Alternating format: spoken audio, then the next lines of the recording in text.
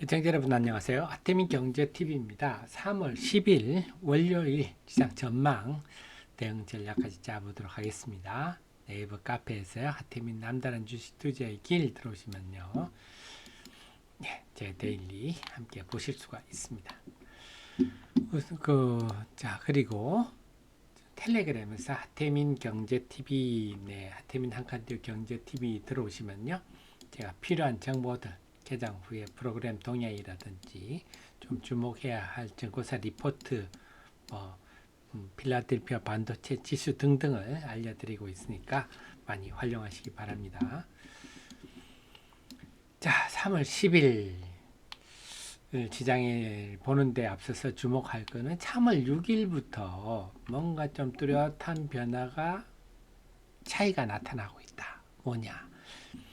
3월 6일 목요일 보면 코스피는 0.7%가 올랐는데 코스닥은 1.6%가 하락했다 하는 겁니다. 코스피가 올라서 코스닥이 좀 덜 오르는 것은 말이 되는데 빠져도 이렇게 1.6% 빠진다. 이건 좀 심각한 일이라 그럴까요?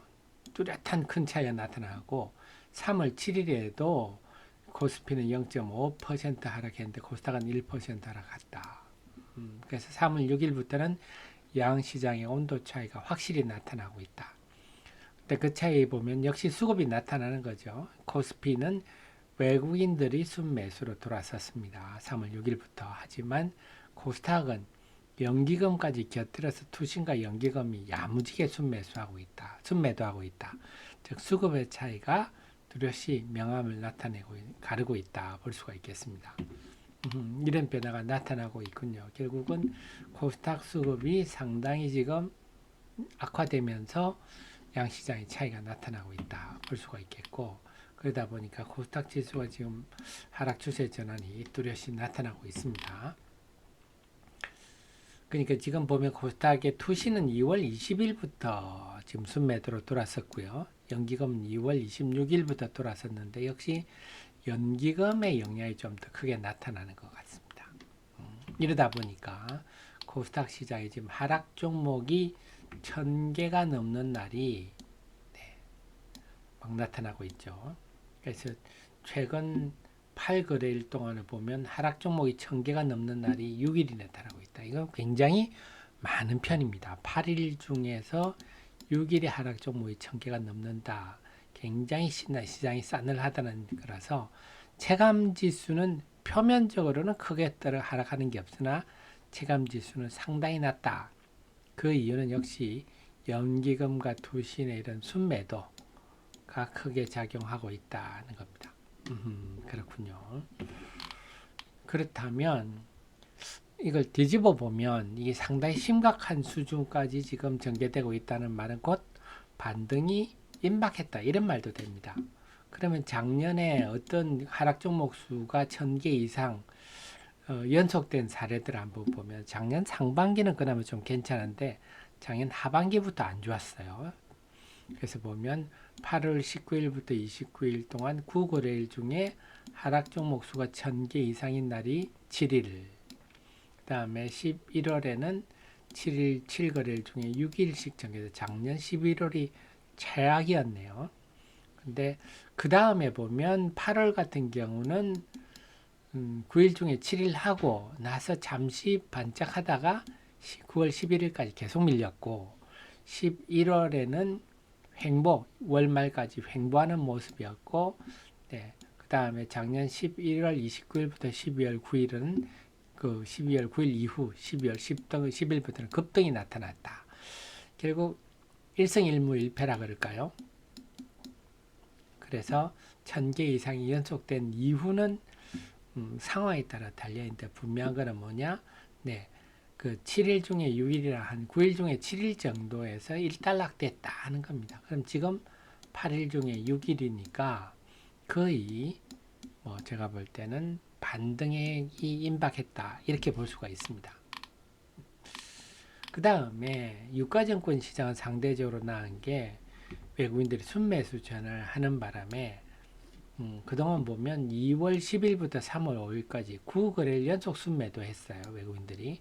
그리고 2월 28일은 하루에 1조 5천억대 순매도할 정도로 엄청나게 순매도를 했는데 지금 9일 연속 순매도 규모가 3조 5천억, 하루 평균 한 3,900억에 달할 정도로 막대한 순매도를 하던 외국인들이 3월 6일부터는 순매수로 돌아섰다.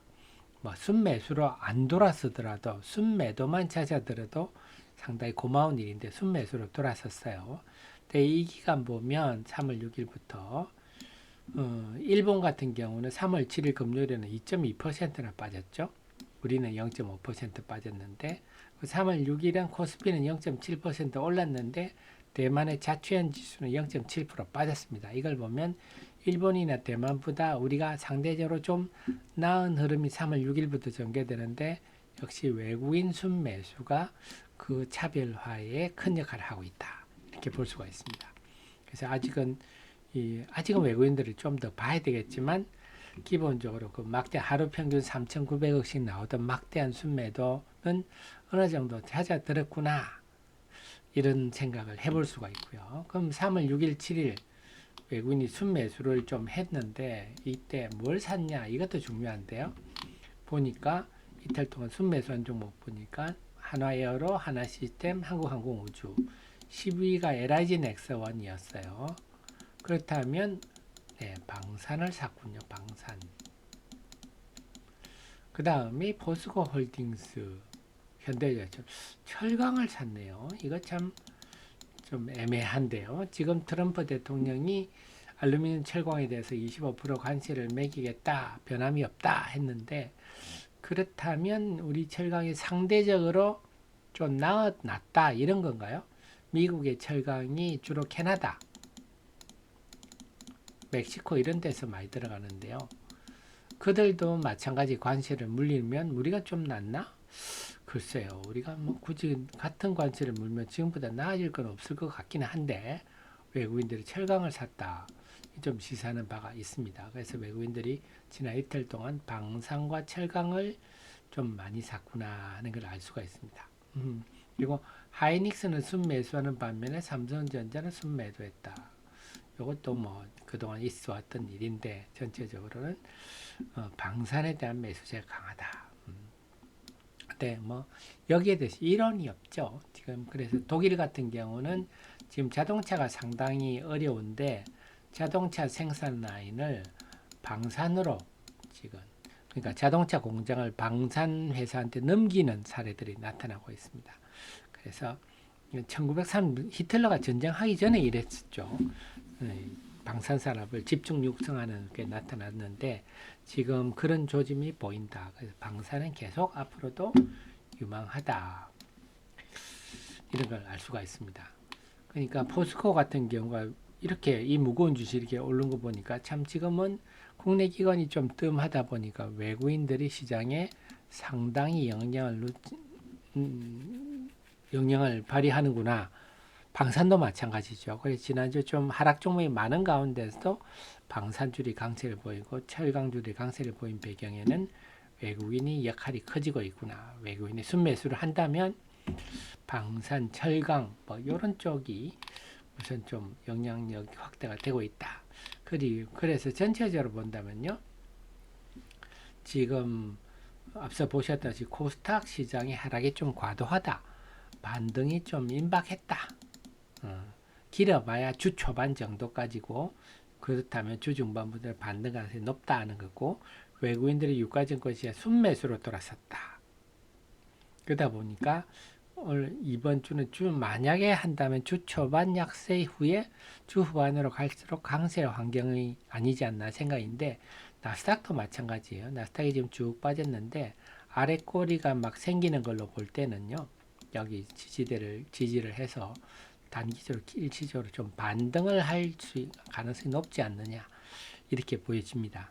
그리고 무엇보다도 지금 주말에 윤석열 대통령이 구속 취소되는 바람에 이제 석방이 됐죠. 그러다 보니까 여기에 대해서 외국인들이 또 월요일 어떻게 반응할지 이것도 좀 변수가 되겠죠. 외국인 입장에서 본다면 좀 그 대통령이 구속되어 있는 것보다 풀려났다 이게 긍정적으로 작용할 것 같은데 이런 부분들로 볼 때는 전체적으로 다음 주 이번 주는요 좀 시장이 반등할 가능성이 높지 않겠느냐.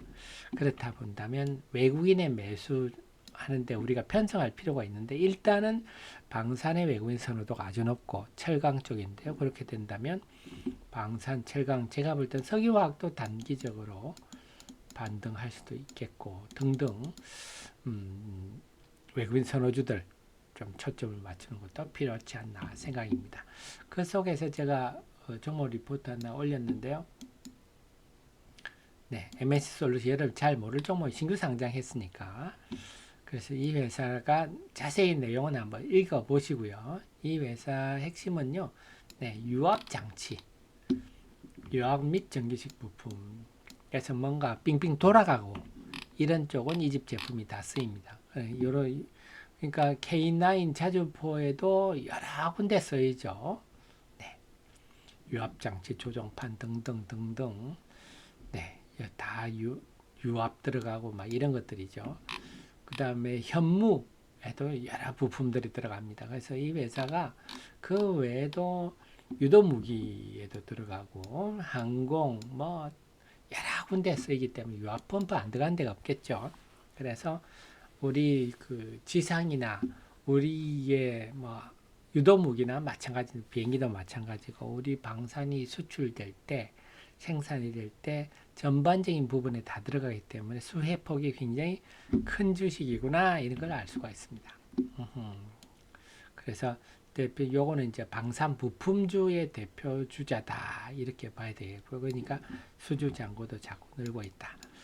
그래서 최근에 좀 강세를 보이고 있는데 그래서 이 종목은 이 종목 자체를 보자 이런 것보다 액면가는 100원이에요. 종목 자체를 보자 이런 것보다는 방산주의 흐름, 결국 방산주들이 대형주 중심에서 이제 중소형주로 확대되는구나. 하나 에어로스페이스 같은 주식이 이렇게 추세를 쭉 보고 아직도 싱싱합니다만 이 분위기가 이제는 이런 방산 부품주들이 이렇게 이제 치고 올라가는데요. 이런 흐름이 나타나고 있구나. 그래서 대형주, 방산주 같은 건 대형주에서 좀 중소형주, 그 다음에 상대적으로 덜어란 종목들로 이제 확산이 본격화된다. 이렇게 볼 수도 있겠습니다. 네, 정리가 되셨죠? 네, 늘 제 최신의 정보를 함께 하시고요. 도움 되셨으면 좋아요 눌러주시면 제 또 좋은 기운이 봄바람을 차고 여러분들에 가서 올 봄에는 좋은 성과가 나지 않을까 느낌이 좋습니다. 그런 생각이 듭니다. 고맙습니다.